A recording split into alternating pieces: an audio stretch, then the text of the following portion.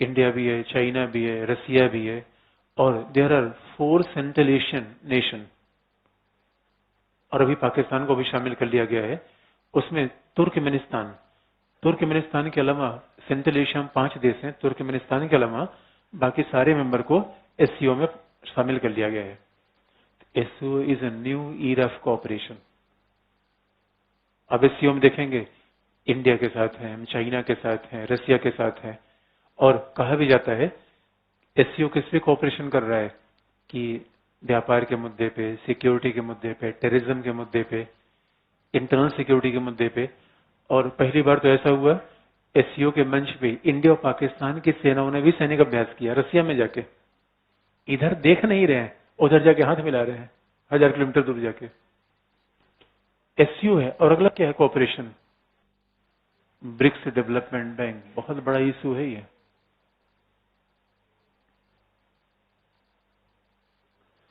India and China both are member of BRICS Development Bank.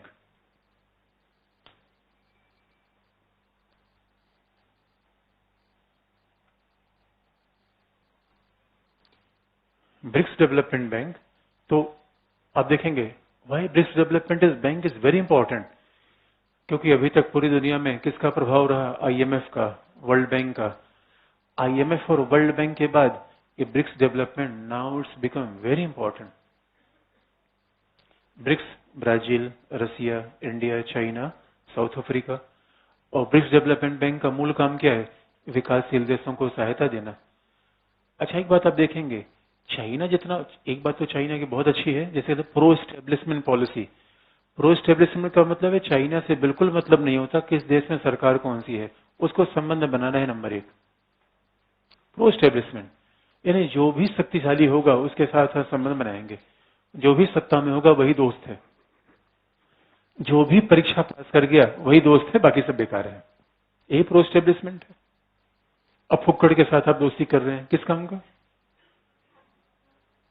किसी काम का नहीं है। इसलिए what is BRICS development bank? इसका मतलब है कि अमेरिका, आप देखेंगे जब भी किसी देश को पैसा देता है तमाम शर्त लगा देता है। आपको इकोनॉमी ऐसी बनानी पड़ेगी, मानव अधिकार का रिकॉर्ड अच्छा रखना पड़ेगा। आईएमएफ से पैसा लेने के लिए नॉन इकोनॉमिक कंडीशन भी चलती है। अब जैसे ईरान, अब ईरान के ऊपर केवल प्रतिबंध इसलिए लग रहा है कि वो परमाणु हथियार की तरफ आगे बढ़ रहा है। तो सवाल है कि दुनिया के सारे देशों ने, चीन तो कहीं आपत्ति नहीं है, चीन की आपत्ति नहीं है उस पर। US is having the reservation. अब अमेरिका ने श्रीलंका को आर्थिक सहायता देने से मना कर दिया। उसने कहा श्रीलंका में तो युद्ध चल रहा है, ये तमिलों का नरसंहार हो रहा है। चाइना इन सब मुद्दों पर कभी भी ऑब्जेक्शन नहीं करता। इसलिए देखेंगे विकासशील देश, developing countries are more favourable towards China. Reality की बात है ये। यद्यपि ये भी है कि थोड़ा सा जो ओबोर से थोड़ा जो कई देशों को ऋण की समस्या आ रही है, they are facing kind of debt trap, वो एक प्रॉब्लम है। लेकिन सच मानिए ब्रिक्स डेवलपमेंट बैंक में सबका हिस्सा बराबर है, आईएमएफ में सबका हिस्सा बराबर नहीं है। ब्रिक्स डेवलपमेंट बैंक में शर्त आरोपित नहीं की जाती, यानी विकासशील देश। और ब्रिक्स का इतना महत्व क्यों है? 1975 में G7 बना था। G7 दुनिया के विकसित देशों का संगठन था, लेकिन अब देखेंगे now G7 is replaced by G20। कितनी बड़ी घटना हो गई। इसका मतलब है अब पूंजीवादी विकसित देशों के अलावा विकासशील देशों का भी इकोनॉमी में बड़ा रोल आ रहा है। और इसलिए ब्रिक्स का नाम ही, जो जिम ओलिन ने जब इसका पहली बार प्रयोग किया, उनका कहने का मतलब था कि आने वाली दुनिया में G7 के बजाय इकोनॉमी का सबसे बड़ा सेंटर कौन होगा? ब्रिक्स। इसलिए इसका नाम आ गया।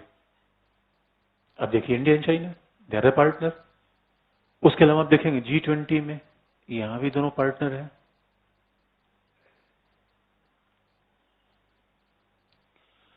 और सबसे बड़ी बात है कि क्लाइमेट चेंज के इशू पर, पेरिस पर्यावरणीय वार्ताओं के मामले में क्लाइमेट चेंज और WTO को लेकर US is adopting the protectionist policies. America संरक्षणवादी नीति अपना रहा है, लेकिन इंडिया और चाइना ये सपोर्ट कर रहे हैं कि विश्व व्यापार संगठन आगे बढ़ना चाहिए, मुक्त व्यापार आगे चलना चाहिए, संरक्षणवादी नीतियों को हतोत्साहित किया जाए। That is view of both India and China.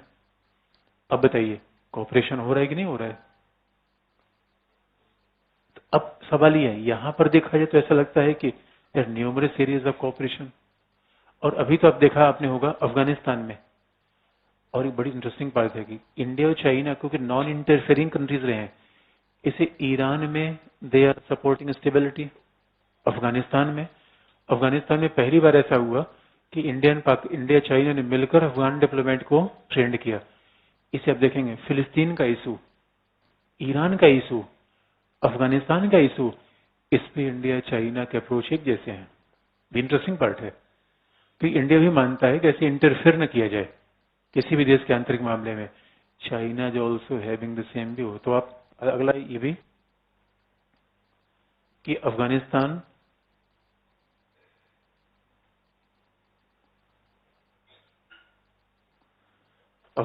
के मामले पर, ईरान के इशू पर, यानी वेस्ट एशियाई प्रॉब्लम को देखा जाए तो they are supporting the same view.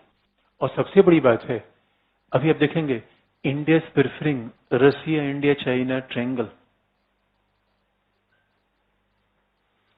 वही तो इंडिया कह रहा है रूस इंडिया और चाइना के बीच एक ट्रायंगल बनेगा।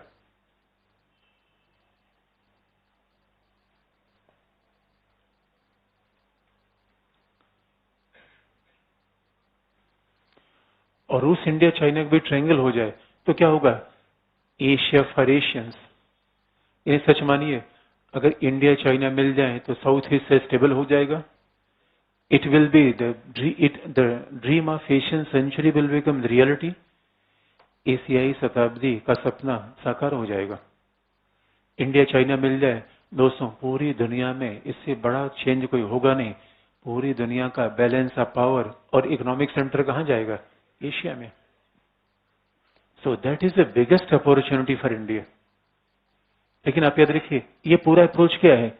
उदारवादियों का, लिबरल्स अप्रोच है। दैट इज लिबरल अप्रोच, उदारवादियों के अप्रोच है।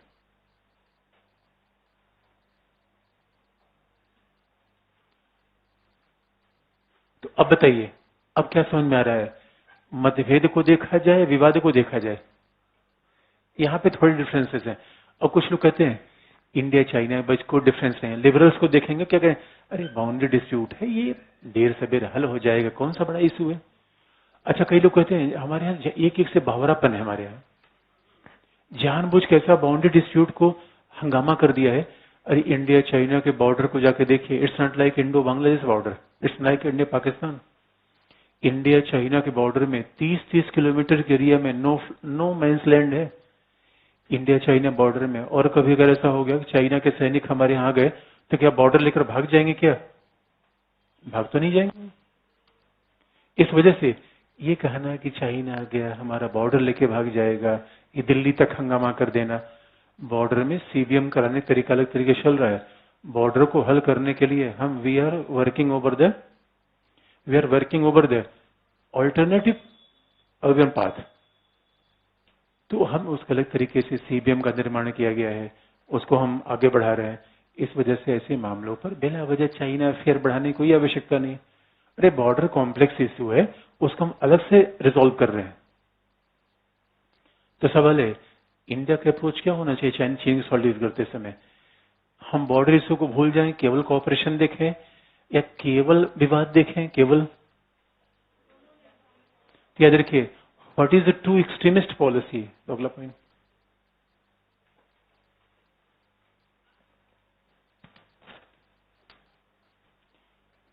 सी राजा मोहन।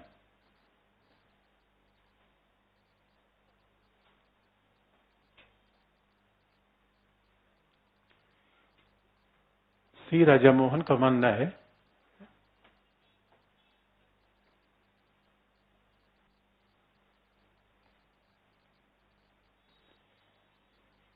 सी राजा मोहन का मानना है कि भारत के द्वारा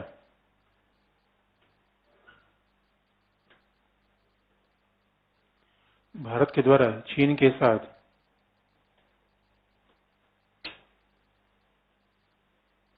भारत के द्वारा चीन के साथ संबंध बेहतर करने के लिए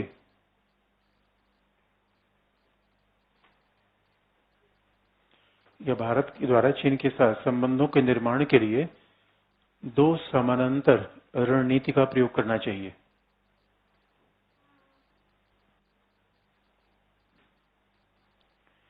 भारत के द्वारा चीन के साथ संबंध को बेहतर करने के लिए दो समानांतर रणनीति का प्रयोग करना चाहिए। India should adopt the two parallel strategies for strengthening the partnership with China। हमें दो समानांतर तरीकों का प्रयोग करना चाहिए, जिससे पहला है पॉलिसी ऑफ एंगेजमेंट, संबंध बनाने की नीति, and policy of containment,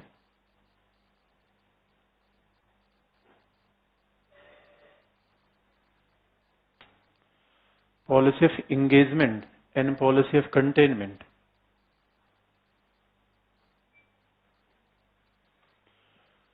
containment का मतलब है चीन के प्रभाव को सीमित करना। ये दोनों तरीके अपना रहे हैं। और जब कहते हैं what is the policy of containment, तो कहीं ना कहीं strengthening the partnership with US, Japan, that is policy of containment. यानी चीन के प्रभाव को सीमित करने की रणनीति भी अपना रहे हैं, लेकिन दूसरा एंगेजमेंट, व्यापारिक रूप में, आर्थिक रूप में, एससीओ के मामले में, ये सारी पॉलिसी क्या है? एंगेजमेंट। ये है एंगेजमेंट। कंटेनमेंट क्या है? India strategic partner with US, Japan, Indo Pacific.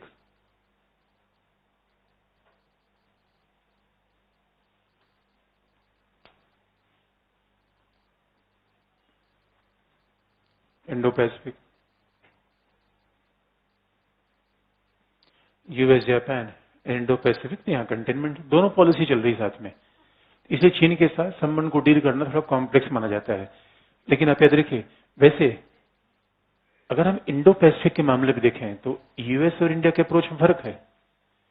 अब देखें, क्वाड के मामले में देखेंगे, इंडो पैसिफिक के मामले में देखें, तो इंडिया और यूएस के अप्रोच में फर्क है। कैसे फर्क है? अगला हेडिंग।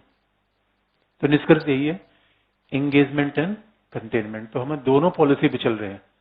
बस ये है कि इसका मतलब अपने सुरक्षा को ध्यान में रखें, लेकिन चीन एक पड़ोसी देश है, नेबरिंग कंट्री है और पावरफुल देश भी है। इसलिए पावरफुल लोग से फायदा लिया जाए, बिला वजह का पंगा किया जाए। हाँ, जब भाई सिक्योरिटी पर खतरा हो जाए, चीन कल अरुणाचल प्रदेश दे दो, तो वहां कॉम्प्रोमाइज करना मुश्किल है। बाकी मामलों में चीन से हमें आगे बढ़ना चाहिए, बिला वजह एंटी चाइनीज लोगों ने अपनाने के बजाय। तो बताइए, हमारा काम क्या है? चीन का विरोध करना या राष्ट्रीय हितों को आगे बढ़ाना? That is thumb rule. इसलिए बात को एक टेक्निकल है, कई बार निष्कर्ष में कुछ टेक्निकल शब्दों का प्रयोग कर सकते हैं। तो एक तरीका है, जब कहते हैं चीन के साथ विवाद है, तो ये क्या है? Zero sum. इसे आईआर की भाषा में क्या कहा जाता है? Zero sum. जीरो सम का मतलब है पार्टनर के साथ सहयोग मत करिए, भले कोई ऐसी रणनीति अपनाइए पार्टनर फेल हो। आपका पार्टनर फेल होगा तभी आप पास होंगे। Zero sum. यानी वर्ल्ड कप में न्यूजीलैंड को क्या मिला? जीरो। इंग्लैंड को क्या मिला? इसका मतलब है पार्टनर के साथ कोऑपरेशन के बजाय क्या होगा? कंपटीशन। पार्टनर साथ कोऑपरेशन है, कंपटीशन होगा। और ये क्या है? Non zero sum. ऐसे भी संबंधों को प्रयोग कर सकते हैं, नॉन जीरो सम। तो ऐसे शब्दों का प्रयोग जब करते हैं तो एग्जामिनर के लिए ज्यादा अच्छा होता है वो। Non zero sum. और नॉन जीरो सम को देवनागरी लिपि में लिख लीजिए। बहुत उसका विशुद्ध अनुवाद करेंगे तो हो जाएगा कि वो गैर शून्य योग खेल, शून्य योग खेल, और उससे अच्छा जो बड़े पॉपुलर शब्द हैं उनको सीधे अनुवाद कर दिए। Zero sum, non zero sum, Devanagari लिपि में लिख लीजिए। लेकिन इंडो पैसिफिक को लेकर और क्वाड क्या है, इस पे इंडिया चाइना का अप्रोच क्या है, थोड़ा लिख लीजिए। अगला हेडिंग है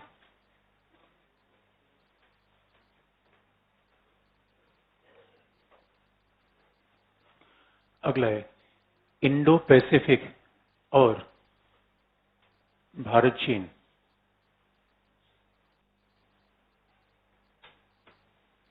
इंडो पैसिफिक और भारत चीन।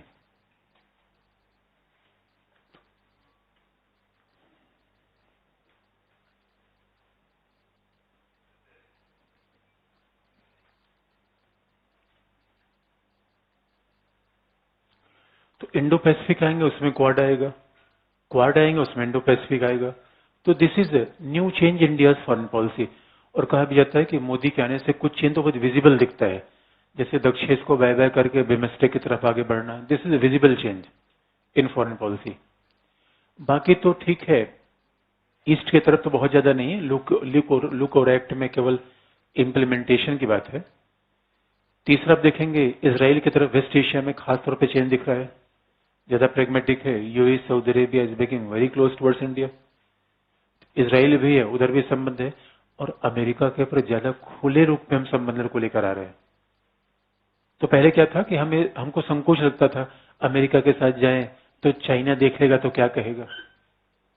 अब हमने खुल्लम खुल्ला प्यार करेंगे दोस्तों, जिसको देखना है दुनिया जले तो जले, दुनिया जले तो जले, हमें से मतलब नहीं है। तो now we are more open with US. तो ये बात है कि और जापान को माला भारत सैन्य के अभ्यास में बुलाया। अभी आप देखेंगे रियलिज्म प्रैग्मेटिज्म ज्यादा है फॉरेन पॉलिसी में, लेकिन it should not be visualise as anti China. कैसे है? 2-3 पॉइंट आप लिख लीजिए। What is Indo Pacific? पहला, परंपरागत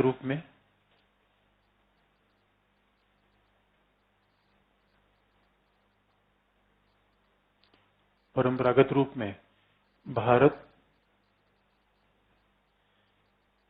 हिंद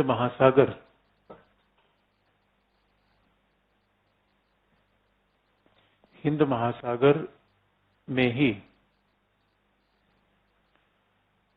अपने प्रभाव को बढ़ाना चाहता था।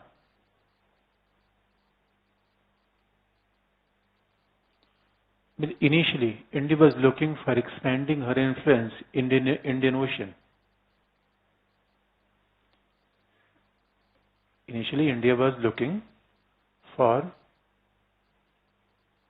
her own interest in Indian Ocean. Hind महासागर में ही अपना प्रभाव बढ़ाना चाहता था, परंतु वर्तमान में हिंद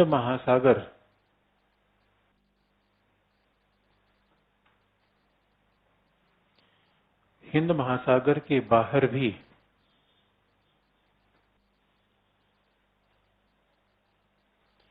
भारत अपने हितों का विस्तार कर रहा है।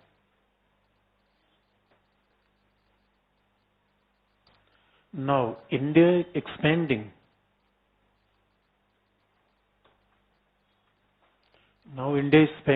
her influence beyond Indian Ocean. Now India is expanding her influence beyond Indian Ocean. Hind महासागर के बाहर भी अपने हितों का प्रभाव कर रहा है। इसीलिए दक्षिण चीन सागर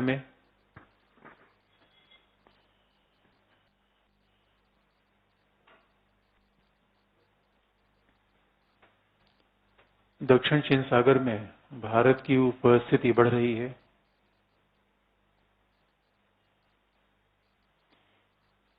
Even we are enhancing our role in South China Sea.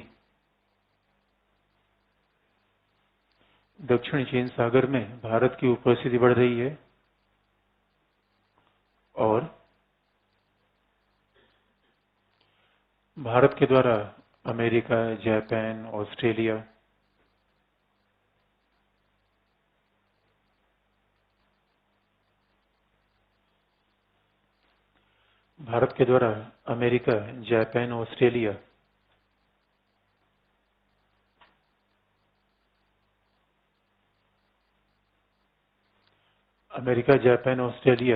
के साथ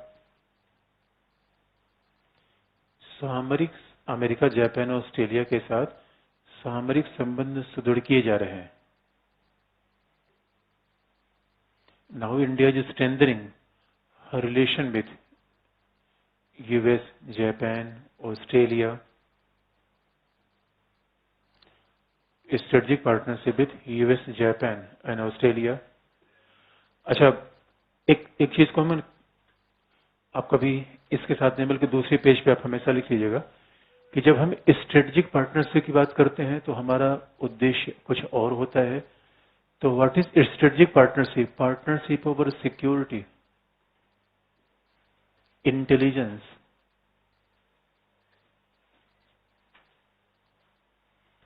सुरक्षा के मामलों पे सहयोग, intelligence sharing, cooperation over terrorism, आतंकवाद के खिलाफ, और दूसरा high and sensitive technology like nuclear energy, space technology, nuclear technology, space technology के सहयोग, ये स्ट्रेटेजिक पार्टनरशिप माने जाते हैं। फिर है जो security implication, maritime cooperation, strategic partnership. तो मैं स्ट्रेटेजिक का मतलब कहते हैं कि ये है कॉमन सिक्योरिटी थ्रेट, यानी सुरक्षा के साझे खतरे आ जाएं, तो दैट इज स्ट्रेटेजिक। अब दूसरा डिफेंस का मतलब है,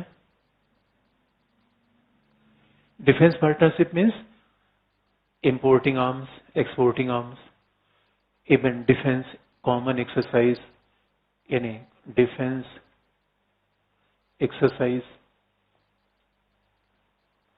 यानी एक्सचेंज ऑफ डिफेंस पर्सनल्स, यानी साझे सैनिक अभ्यास, अधिकारियों का आवागमन, exchange of defence personnels,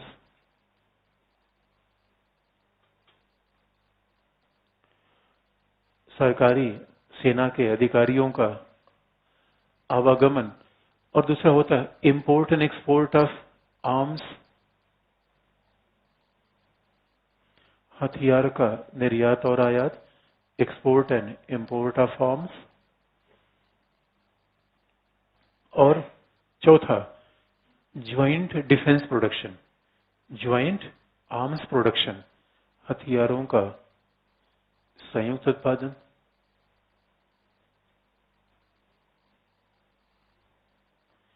joint arms production, हथियारों का संयुक्त उत्पादन, तो दैट इज डिफेंस कोऑपरेशन। तो आप देखेंगे डिफेंस कोऑपरेशन एक पार्ट है, स्ट्रेटेजिक कोऑपरेशन दूसरा है। वैसे लोग मानते हैं कि defence cooperation is also the part of strategic cooperation. जो सेना का कोऑपरेशन होता है वो भी स्ट्रेटेजिक का ही पार्ट है। दूसरा, जब हम कहते हैं पॉलिटिकल कोऑपरेशन, तो अंतर शब्दों का होना चाहिए। अब जैसे यदि कुछ मामले में होता है कि कुछ कुछ ओवरलैप भी करता है, आपको याद दिला दे, पॉलिटिकल कोऑपरेशन का मतलब cooperation over Kashmir issue, हुसोएवर supporting over Kashmir, security council में किसी प्रस्ताव का समर्थन करना, सुरक्षा परिषद में कोई प्रस्ताव का समर्थन करना, that is a political cooperation. या इंडिया की डेमोक्रेसी का सपोर्ट करना, that is a political cooperation. तो these are example of political relation. अब देखिए economic,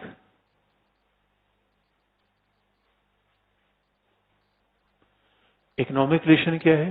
trade, free trade agreement, FTA,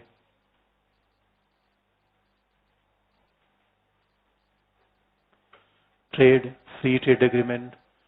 और अब देखेंगे कि investment, investment, these are economic relation. या कई बार एनर्जी का आदान प्रदान। अगर देखिए सड़क बनाना, सड़क बनाना इकोनॉमिक रिलेशन में आएगा, स्ट्रेटेजिक में? Even infrastructure, development of infrastructure कहाँ आएगा? इकोनॉमिक में या स्ट्रेटेजिक में? क्या? इकोनॉमिक में। लेकिन अगर वही सड़क इंडिया चाइना बॉर्डर पे हो तो स्ट्रेटेजिक में। एयरपोर्ट का निर्माण, ये इकोनॉमिक में आएगा, स्ट्रेटेजिक में? लेकिन वही एयरपोर्ट अगर तवांग में हो तो क्या होगा? स्ट्रेटेजिक। That is important. तो we can't create a hard and fast differentiation. तो कई बार आर्थिक भी स्ट्रेटेजिक हो जाता है, आर्थिक स्ट्रेटेजिक होता है। स्ट्रेटेजिक का मतलब है इसका इंपॉर्टेंस सुरक्षा पर आएगा। दूसरा कल्चरल रिलेशन क्या होता है? कल्चरल जैसे कि त्योहार का आदान प्रदान, या त्योहार का आदान प्रदान, मान लीजिए कि गणतंत्र दिवस में किसी को बुलाना, लैंग्वेज को पढ़ाना, there is cultural exchange. Yoga, Buddhist cooperation करना, या ये जितने भी कल्चरल कोऑपरेशन है। तो जब हम किसी शब्द का प्रयोग करते हैं strategic cooperation, you must be very clear.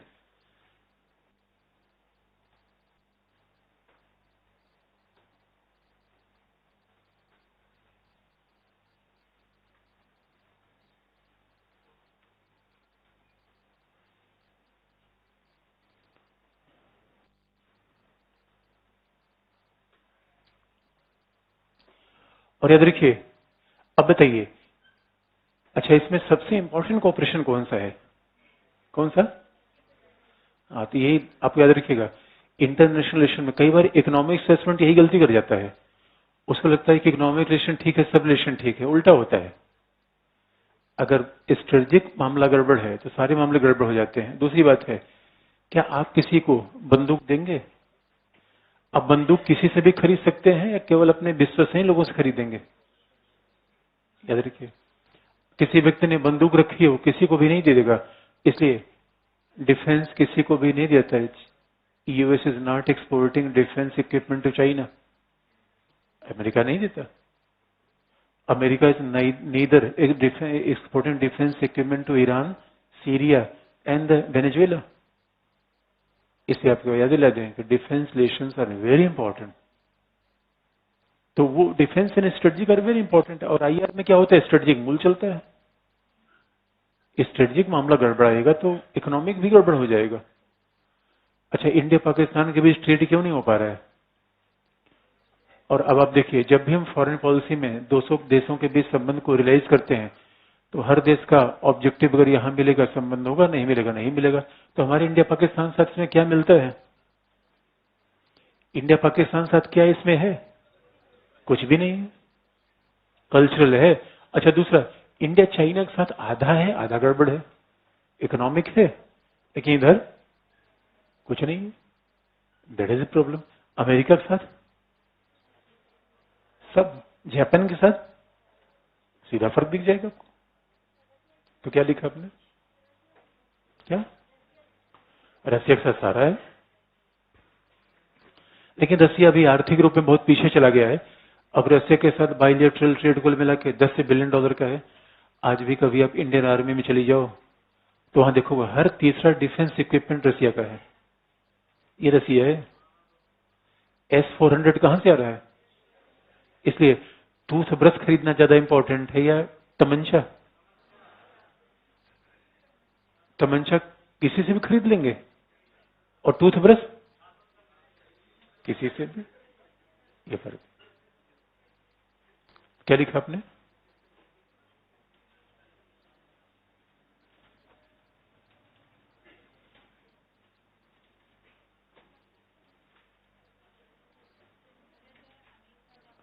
हाँ, अमेरिका जापान क्या लिखा? हाँ, सामरिक संबंध सुदृढ़ किए जा रहे हैं, परंतु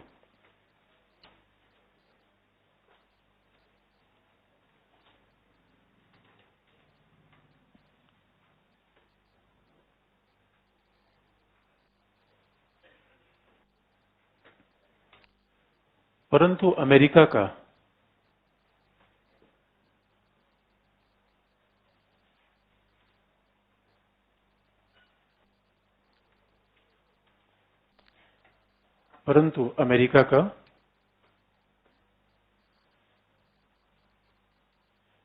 जापान,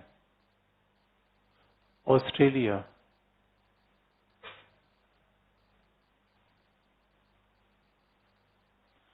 जापान ऑस्ट्रेलिया के साथ सैन्य गठबंधन है, ब्रैकेट में अलायंस।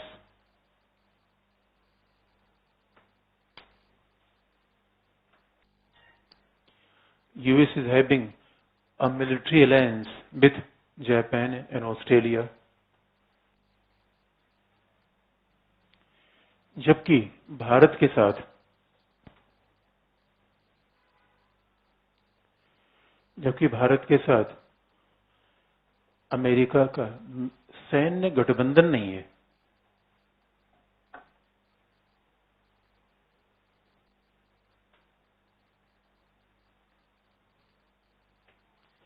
जबकि भारत का अमेरिका के साथ सैन्य गठबंधन नहीं है।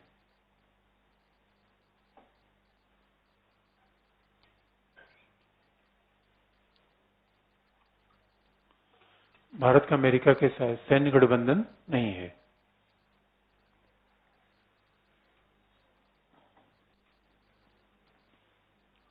जबकि India is not having alliance with US. जबकि भारत का America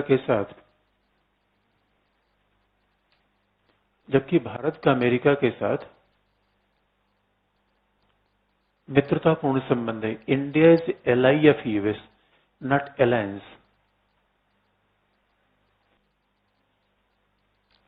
India is ally of US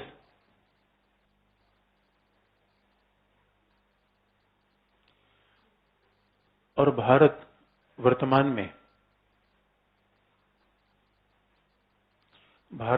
में मल्टी अलाइनमेंट की पॉलिसी अपना रहा है। Multi alignment underline. भारत वर्तमान में मल्टी अलाइनमेंट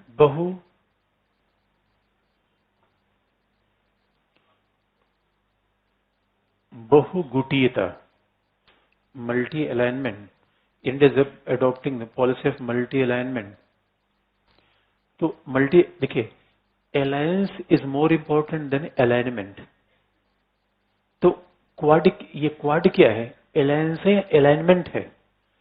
अलाइनमेंट है भाई। अलायंस का मतलब है इनकी सेना यहां रहेगी, इनकी सेना यहां रहेगी, अमेरिका की सेना हर जगह रहेगी।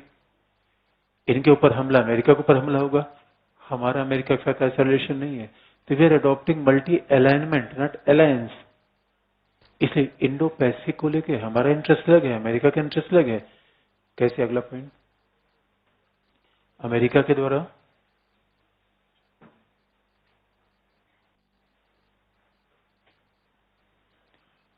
के द्वारा इंडो पैसिफिक नीति के माध्यम से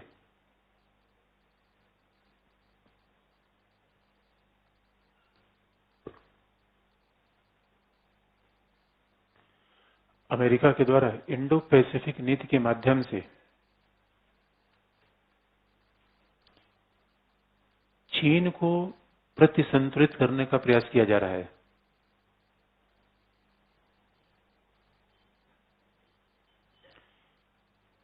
US is looking for countering China through the policy of Indo-Pacific or in bracket Quad। America के द्वारा इंडो पैसिफिक नीति के माध्यम से चीन को प्रतिसंतुलित करने का प्रयास किया जा रहा है।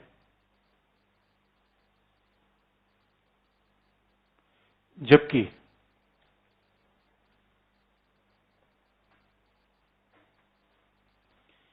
चीन को प्रतिसंतुलित करने का प्रयास किया जा रहा है, जबकि भारत इंडो पैसिफिक के द्वारा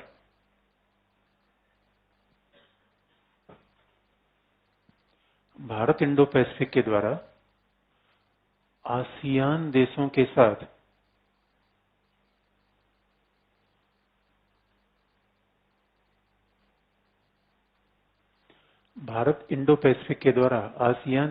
साथ संबंधों को सुदृढ़ कर रहा है। For India, ASEAN is in centre stage.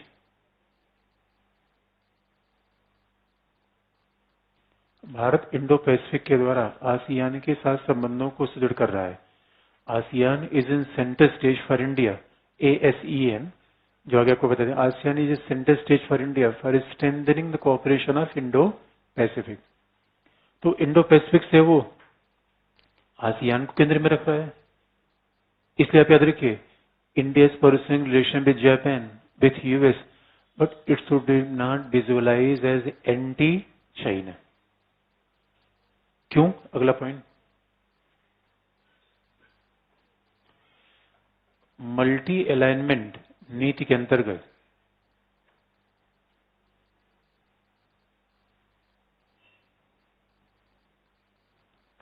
In the policy of multi alignment नीति के अंतर्गत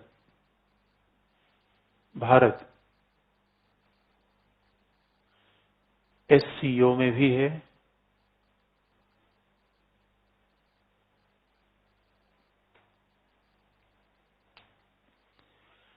in the policy of multi alignment Bharat SCO में भी है, आरआईसी में भी है और जय में भी है, जापान, अमेरिका, इंडिया।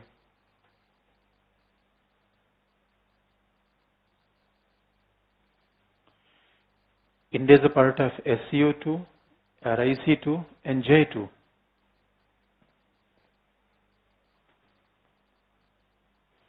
अब बताइए, यही तो मल्टी अलाइनमेंट है। तो ऐसा ना सोचा जाए कि Indo Pacific and Quad is only for countering China. No, यहाँ पे चाइना, इंडिया, रसिया तीनों है। रसिया में आपको बताए कहाँ कहाँ कॉपरेशन मिल रहा है।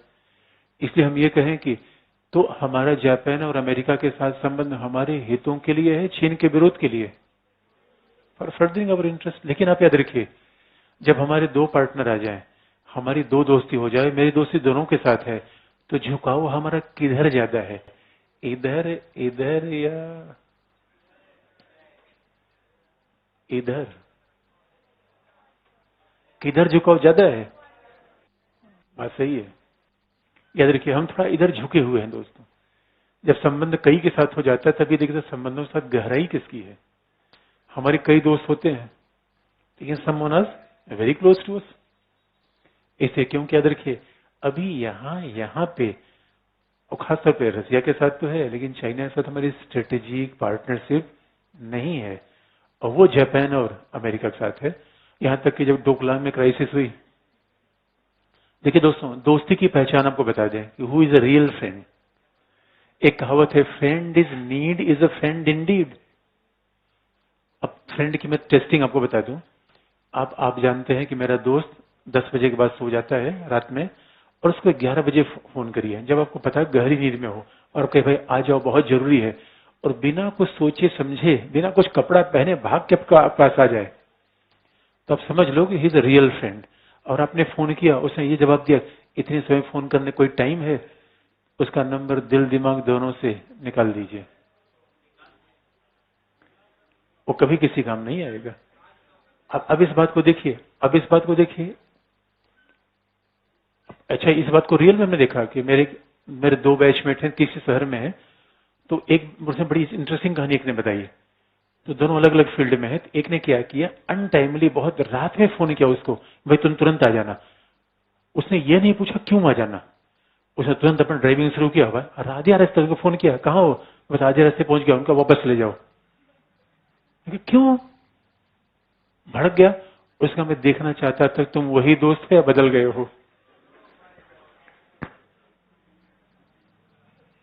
तो आप देखिए भाई, स्टूडेंट लाइफ में कई बार चेंज हो जाता है। This is testing a friendship. हमने कब टेस्ट किया? हम डोकलाम में फंसे हुए थे, और जापान ने तुरंत कहा, जापान ने कहा आधिपत्यवादी नीति नहीं चलेगी, अगर कोई सोच रहा हो बल से कोई सीमा परिवर्तित कर ले। हमने कहा दोस्त धन्यवाद धन्यवाद। चीन के खिलाफ उसने बोला, ये मौका होता है। अमेरिका ने खिलाफ बोला। पाकिस्तान तो सोच रहा था कि इंडिया ठुक जाए दोस्तों। पाकिस्तान तो एकदम से आराम से बैठा था। इसलिए एक बात याद रखिए, यही यही दोस्ती की पहचान है, कौन आपका रियल दोस्त है। इसलिए आपत्काल परखिए चारी, धीरज धर्म मित्र। चौथा बताना जरूरी था। और कहा भी जाता है, आप कितने धैर्यवान हैं, ये तब परीक्षा होती है जब कितने संकट काल में है। अब पीटी नहीं हुआ, उस समय आपका धैर्य की, पेशेंस की टेस्टिंग होगी, क्या पेशेंस वाले व्यक्ति है या नहीं है। भड़बड़ाए पड़े हुए हैं, नहीं हुआ, अरे अगली बार होगा यार। Don't worry about that, have a patience in life. तो धीरज भी, धर्म भी, मित्र भी। तो आपातकाल, अब ये वार कंडीशन आपातकाल है। क्या लिखा आपने?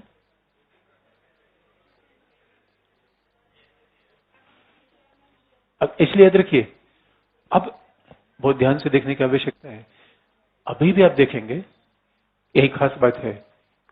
अमेरिका का ट्रंप ने पूछा, ये बताओ यार तुम यहाँ यहाँ क्यों जाते हो, ये भी तो जाते हो और हमसे भी गलबैयां करते हो, मामला क्या है यार तुम्हारा। मोदी ने कहा, देखो ट्रंप यार, हमारा मामला तुम समझ नहीं पाओगे, हमारा संबंध सभी के साथ है, देखो केवल तुम्हारे साथ नहीं है।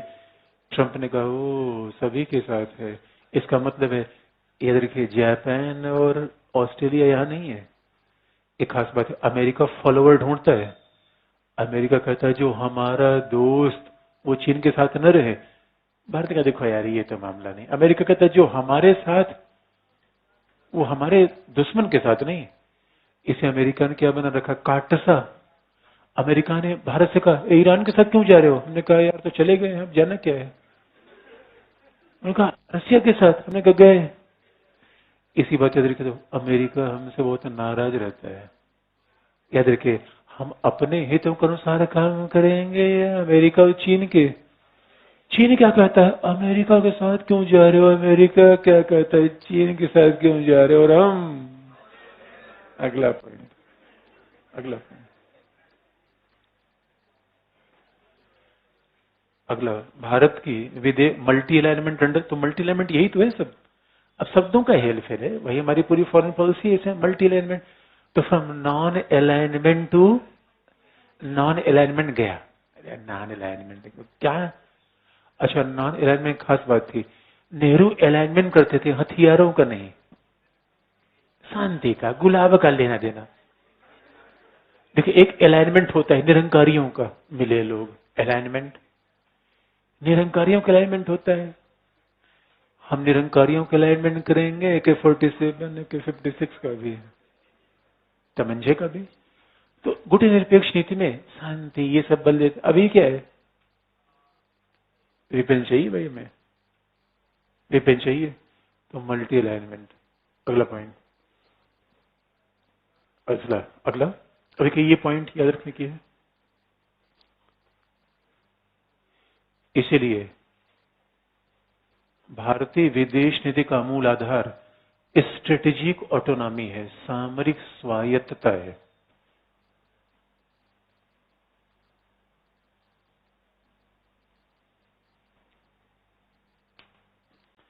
The fundamental basis of India's foreign policy is strategic autonomy.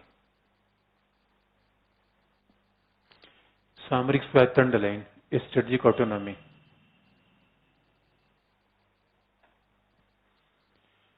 Strategic autonomy है जिसका अभिप्राय है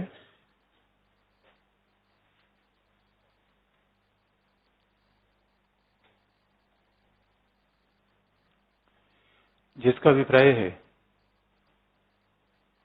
कि Bharat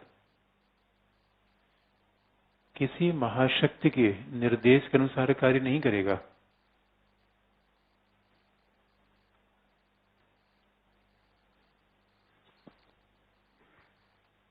Which means India will not become a satellite of any major power. India will never become a satellite of a major power. Bharat किसी भी देश के लिए पिछलग्गू के रूप में काम नहीं करेगा। India is not A camp follower, बल्कि अपनी हितों और प्राथमिकता के अनुसार, but India will pursue our own interest and priorities, अपने हितों एवं प्राथमिकता के अनुसार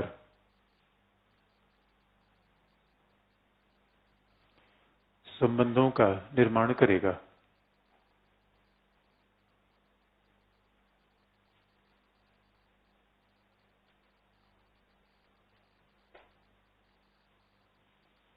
अपने हितों एवं प्राथमिकता के अनुसार संबंधों का निर्माण करेगा। इसलिए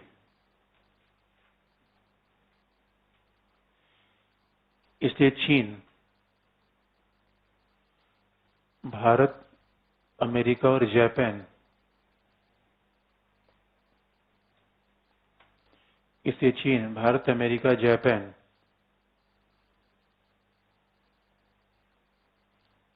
के साथ सामरिक संबंधों पर आपत्ति व्यक्त करता है।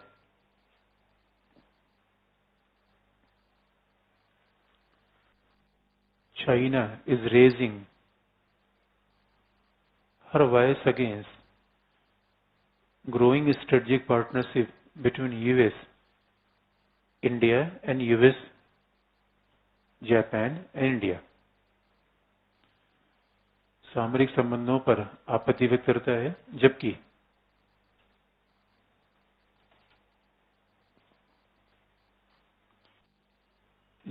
अमेरिका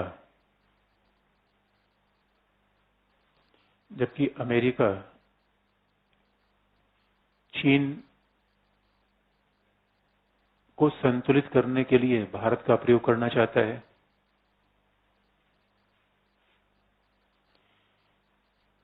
अमेरिका चीन को संतुलित करने के लिए भारत का प्रयोग करना चाहता है।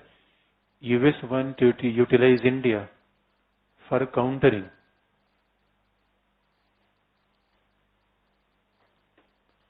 Countering China.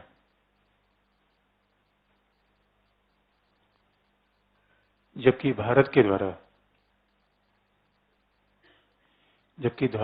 द्वारा अपनी प्राथमिकता के आधार per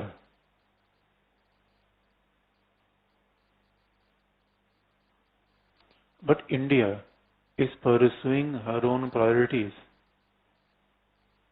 hour own national interest. Bharat अपनी प्राथमिकता के आधार पर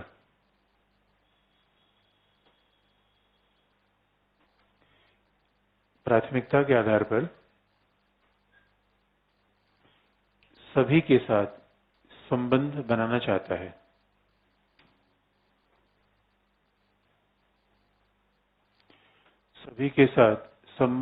चाहता है। That is known as a issue based alignment.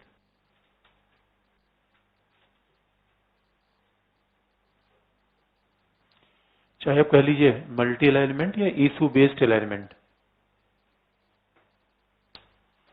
तो इसलिए दैट इज इंडियन पॉलिसी। इसलिए ये अप्रोच नहीं है कि हम चाइना को काउंटर करने के लिए हम अमेरिका जापान का प्रयोग करें, ऐसा बिल्कुल नहीं है। लेकिन ये भी नहीं है कि चाइना के डर के मारा, चाइना की संवेदना को ध्यान में रखते हुए अमेरिका जापान संबंध का निर्माण न करें। तो भाई we are free, we are adopting multi alignment policy, India is major power. तो आप देखिए इंडो पैसिफिक, इस यही बात क्वाड को लेकर आती है। So quad is not a alliance, it is alignment. और हमारा मूल उद्देश्य क्या है? क्वाड क्यों है? क्योंकि सैन्य रूप में, मैरीटाइम सिक्योरिटी, डिजास्टर मैनेजमेंट, तो बहुत सारे ऐसे एरिया हैं जहां भारत अमेरिका के साथ कोऑपरेशन करना चाहता है। तो बात सीधी सी है, राष्ट्रीय हितों का मसला है। इंडिया चाइना का ब्रॉडर पार्टी है। अब आप बताइए कोई स्पेसिफिक इशू आपको चाइना से बताएं।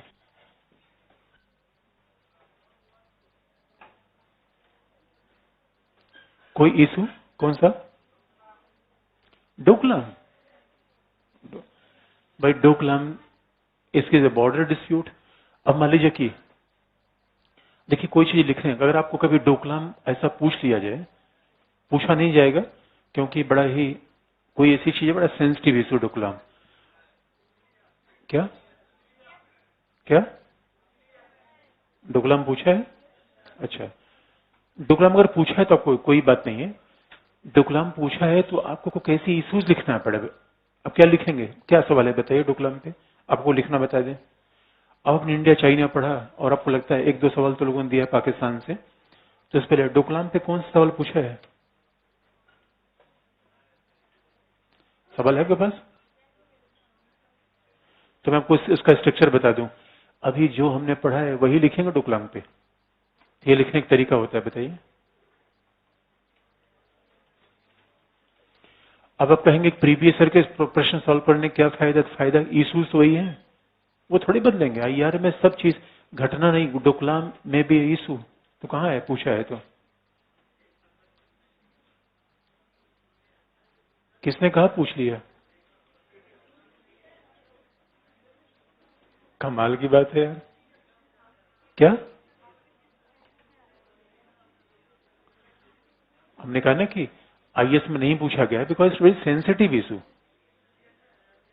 It's very sensitive issue. अगर हम कह रहे कि चूंकि जो बातें बहुत सेंसिटिव होती हैं उनको सामान्यतः एग्जामिनर पूछने से बचता है, लेकिन हमने फिर कहा अगर कोई पूछे तो उसमें कोई दिक्कत नहीं है। अगर कभी एग्जामिनर पूछ भी लेता है तो अब मान लीजिए कि हमें सिंपल से लिखनी है, अब देख कैसे लिखते हैं। हमसे पूछा है डोकलामिसु, अगर हम मान लीजिए हमें डोकलामिसु पूछा है, क्या नहीं पूछा है, जीएस में भी नहीं पूछा है। पहले पेपर अच्छे से देखा करो आप लोग,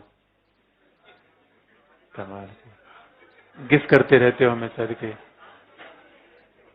इतने दावे के साथ बोल रहे हैं ऐसा लग रहा है कि कमाल की बात है।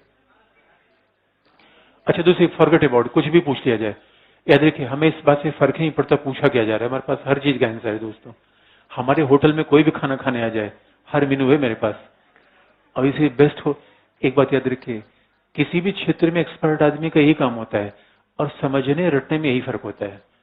आपने देखा नहीं तो होटल वाले के पास जाते हैं, ऑर्डर करते हैं, ये 2 मिनट में, रेसिपी सेम है, इधर का माल उधर, उधर का माल, ये बेस्ट कुक। और मैं बार बार कहता हूं दोस्तों, एक बात याद रखिए, पॉलिटिकल साइंस के ये बड़ा इंपॉर्टेंस है। हिस्ट्री में आप देखेंगे, हिस्ट्री में अलग अलग वंशों के लोग हैं, तो अलाउद्दीन खिलजी से अकबर से अलग होगा। खिलजी के बेटे को अकबर साथ नहीं जोड़ सकते, अकबर को अशोक के साथ नहीं जोड़ सकते। यहां हम जहां चाहे वहीं जोड़ दें।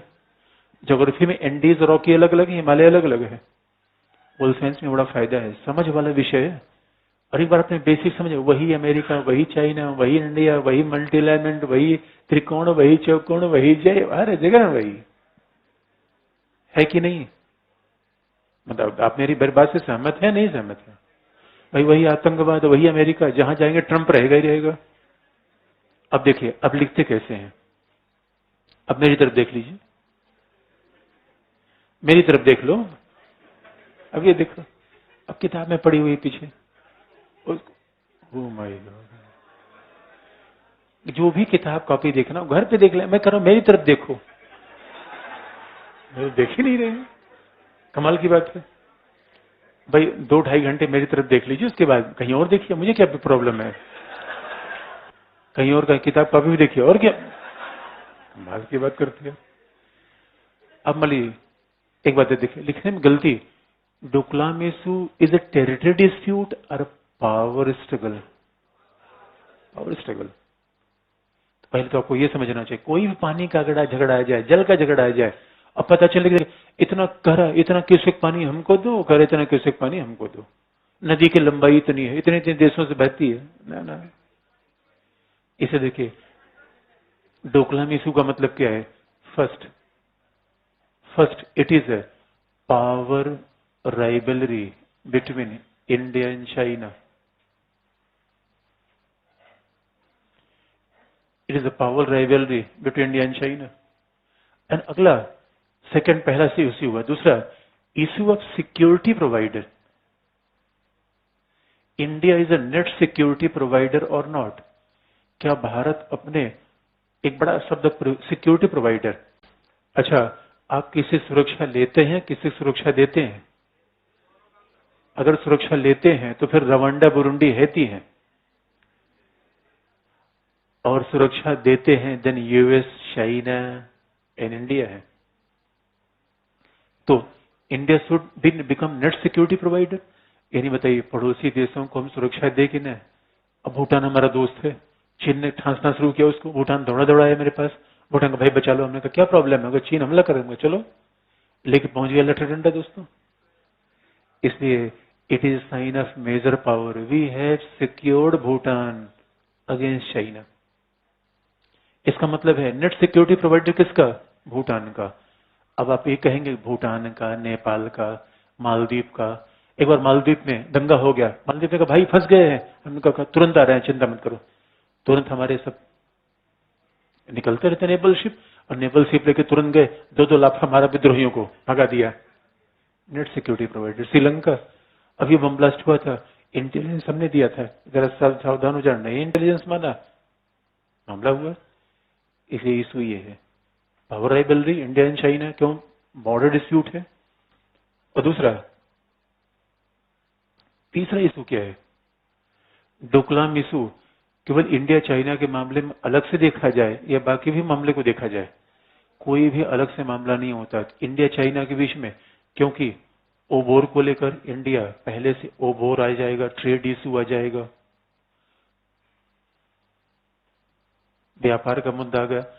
तो क्योंकि डोकलाम अगर इशू रिजॉल्व हुआ तो क्यों है? व्यापार के मुद्दे कारण। इसलिए डोकलाम इशू के साथ हम ये बात जरूर लिखेंगे कि अंतिमतः इंडिया चाइना के बीच में संघर्ष के बजाय सहयोग के चांसेस ज्यादा है, क्योंकि बोथ आर मेजर पावर। और इस समय ट्रेड इशू क्या, फिर वही कि चाइना और यूएस के बीच ट्रेड वॉर चल रहा है, इसे चाइना हमसे झगड़ा नहीं करना चाहेगा, चाइना हम झगड़ा नहीं करना चाहेगा। इंडिया का स्टेक कहाँ लग गया? Net security provider. तो भारत एक महाशक्ति है, सुरक्षा करे। और दूसरा इसलिए दिखता है अगर भारत और चीन के बीच, इसलिए कहा भी जाता है, प्रोफेसर ने बात कही कि भारत और चीन के बीच सीमा विवाद हल हो जाए, ये संबंधों को सामान्य करने की आवश्यक शर्त है, लेकिन सीमा विवाद हल कर देना ही संबंध सामान्य करने की पूर्ण शर्त नहीं है। एक बॉर्डर डिस्प्यूट हल हो जाए, साउथ चाइना सी, डोकलाम या ऐसे मामलों पे संघर्ष बना हुआ, तो उसको इशू वाइज बांट डालिए। इशू चाइना का, इशू इंडिया का, इशू भूटान का, इशू बॉर्डर का, इशू ट्रेड का, इशू ओबोर का, यही तो बात आप लिखेंगे। और डोकलाम पे अगर आपने ये लिखा, क्योंकि strategically Doklam is very important. Strategically भाई जो डोकलाम का महत्व क्या है? इट्स जियो पॉलिटिकल, पहला इसका महत्व है भू राजनीतिक, यहां से इंट्रोडक्शन शुरू कर सकते हैं। दूसरा जियो इकोनॉमिक, जियो स्ट्रेटेजिक, भू सामरिक। तो आईआर के शब्दों का प्रयोग खूब करिए। जियो पॉलिटिक्स का मतलब है डोकलाम अपने आप में चीन और भूटान की सीमा पर है, that is Jio politics. Doklam चीन भूटान की सीमा पे, दैट इज जियो पॉलिटिक्स। और जियो स्ट्रेटेजिक क्यों? यानी जियो पॉलिटिक्स का मतलब है विदेश नीति पर भौगोलिक तत्वों का प्रभाव, जो impact of foreign policy, impact over foreign policy of geographical factors. तो जियो पॉलिटिक्स से लैंड लॉक होना जियो पॉलिटिक्स है, बफर स्टेट होना जियो पॉलिटिक्स है। तो Bhutan is a buffer state, Jio politics. Land lock, Jio politics. Buffer state का मतलब दो महाशक्तियों के बीच स्थित है, और जियो पॉलिटिक्स का मतलब है लैंड लॉक है, इंडिया पे डिपेंडेंट है। और जियो स्ट्रेटेजिक क्यों है? सिलीगुड़ी गलियारे के पास है, इंडिया की सिक्योरिटी को सीधे इम्पैक्ट करता है। सिलीगुड़ी गलियारे के पास है, बहुत ऊंचाई पर है। 1962 के इंडिया चाइना वॉर में चाइना ने ज्यादातर पे ऊंचाई वाले पॉइंट हमसे छीन लिए हैं पासेस। सिलीगुड़ी यानी चुंबी वैली में, डोकलाम चुंबी वैली में है, इट्स वेरी हाइट। और फिर पहाड़ों पर घाटी मिलना, इट्स वेरी स्ट्रेटेजिकली इंपॉर्टेंट। भाई हिमालय पर आपको सेना बनाए रखने के लिए कोई प्लेस तो चाहिए, तो घाटी इज वेरी इंपॉर्टेंट, इसी इसका महत्व है। तो जियो स्ट्रेटजी का मतलब है ऐसा भूभाग जो सिक्योरिटी को प्रभावित करे, और दूसरा ऐसा भूभाग जो फॉरेन पॉलिसी को प्रभावित करे। तो दोनों का बेसिक फर्क किया जाता है। तो यहां से प्रश्न शुरू करिए सारे इश्यूज, और फिर निष्कर्ष वही कि चीन के साथ हम संबंध बनाएंगे कैसे।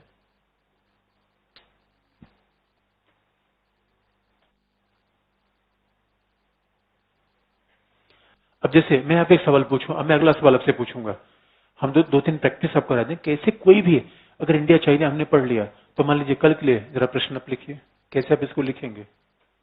डोकलाम पे लिख लेंगे आप? बस ये होना चाहिए, गलतियां कहाँ होती है ये मत लिखिए कि डोकलाम की लंबाई इतनी है, चौड़ाई इतनी है, इस साल हमारे पास था तो चीन ने कहा अब हमारा होना चाहिए, उसमें दो तीन वार्ताएं हुई, सफल नहीं हुई। अब 150 शब्द है, कहानी क्यों बता रहे हैं? इशूज लिखिए उस पर। और अब किताब पढ़ने का तरीका क्या है? इशूज तलाश कर लीजिए, किताब पढ़िए, न्यूज़पेपर पढ़िए। अगर आप इशू नहीं तलाश कर पाते तो फिर पढ़ना फिर अधूरा है। बताइए, मैं बना दो, लेकिन हमेशा आप इधर देखो, analysis is always more important than anything else. निबंधात्मक उत्तर है और मैप बनाने की अपनी एक सीमा होती है, फिर भी मैप आप बना दो, ऐसे में कोई दिक्कत नहीं, मैप बना दो अच्छा ही होगा, कोई दिक्कत नहीं है।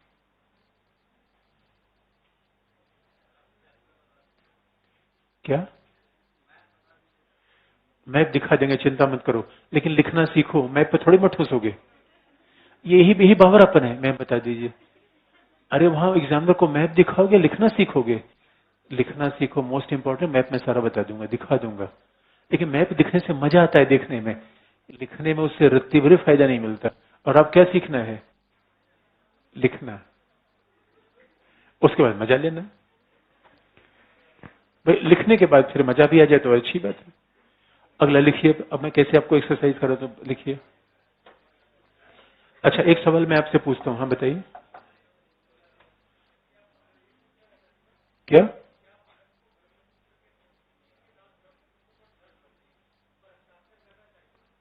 हाँ, करना चाहिए, बता रहा हूं।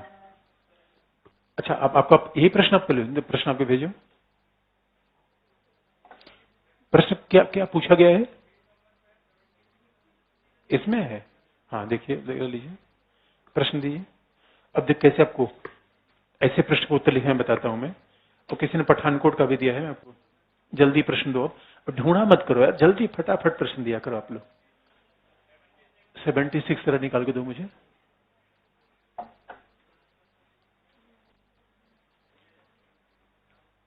कहाँ पे है? 76। हाँ, पांचवा नंबर तो यार कहीं और का है। पांचवा, अच्छा ऊपर है। हाँ लिखिए, अब प्रश्न लिखिए, मैं आपको बताता हूँ कैसे लिखा जाता है। अब आप इधर देखिए, अब जो कोई भी पानी का विवाद आ जाए तो अप्रोच आपका यही रहेगा, ऑलवेज रिमेंबर। यद्यपि साउथ एशिया में आएंगे अभी हम, साउथ एशिया में छोड़ा हुआ है अभी। अभी तो महाशक्ति और विदेशन का विकास कैसे हो, पहले महाशक्ति फिर साउथ एशिया में आएंगे। यद्यपि मैं सवाल ही बताता आपको, लेकिन आपने पूछ लिया तो लिख लीजिए इसको। लिखिए, इट इज अ 2011 में पूछा गया था ये। भारत ने नेपाल, और क्वेश्चन नंबर 5 है, भारत ने नेपाल और अन्य पड़ोसी राज्यों के साथ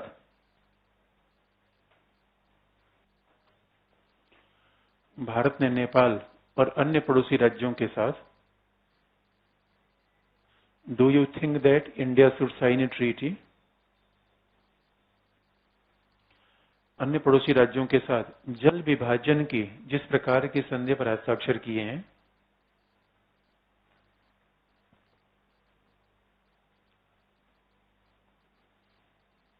जिस प्रकार की संधि पर हस्ताक्षर किए हैं, do you think that India should sign a treaty with China on water sharing of Brahmaputra river?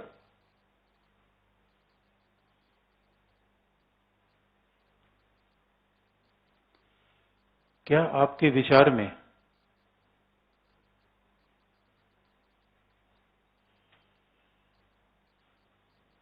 Bharat को ब्रह्मपुत्र नदी के जल विभाजन पर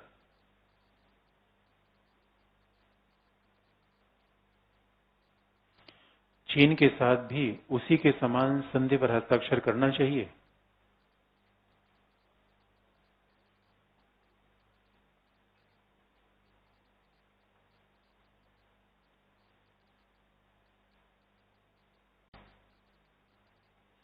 Do you think that India should sign a treaty with China on water sharing of Brahmaputra River, similar to what she did with Nepal and other neighboring countries?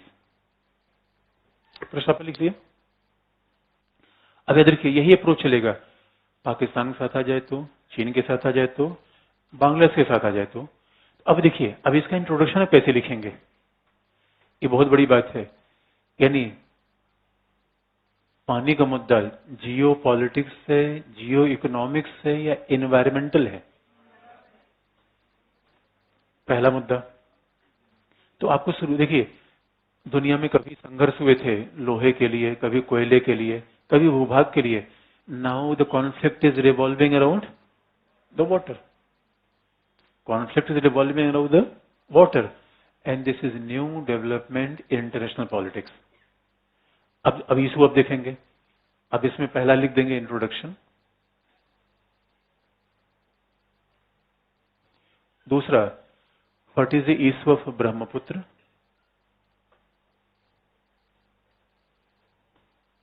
और तीसरा, what approach we should adopt towards China and how it is different from Nepal and other countries.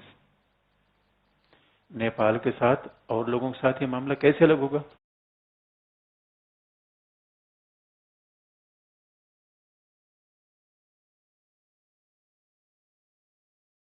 तो पहला याद रखिए, जब भी पानी का बंटवारा होता है, इसको साउथ एशिया में मुझे बताना भी था, जब भी पानी का बंटवारा होता है तो कहा जाता है जिसकी नदी उसकी पानी। और जब पानी का बंटवारा होता है देखो तो अपर riparian state and there lower रेपेरियन। तो आप देखेंगे ब्रह्मपुत्र के मामले में चाइना अपर रेपेरियन स्टेट है, ऊपर चाइना है, नीचे में पहला। और इस तरीके के मामले हैं कि जब पानी का विभाजन होता है तो दो प्रकार के डैम बनते हैं, दो प्रकार के प्रोजेक्ट हैं। एक तरीके से एक है non consumption use of water, दूसरा कंजम्पशन यूज ऑफ वाटर। इसका मतलब एक है रन ऑफ रिवर प्रोजेक्ट।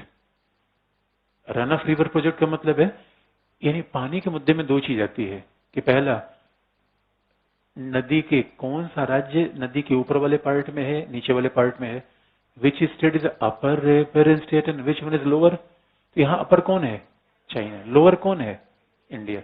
दूसरा मामला ये होता है कि रन ऑफ वाटर प्रोजेक्ट है या डैम है। रन ऑफ का मतलब होता है कि ब्रह्मपुत्र नदी के पानी को उसने रोका नहीं, रेगुलेट किया पहला।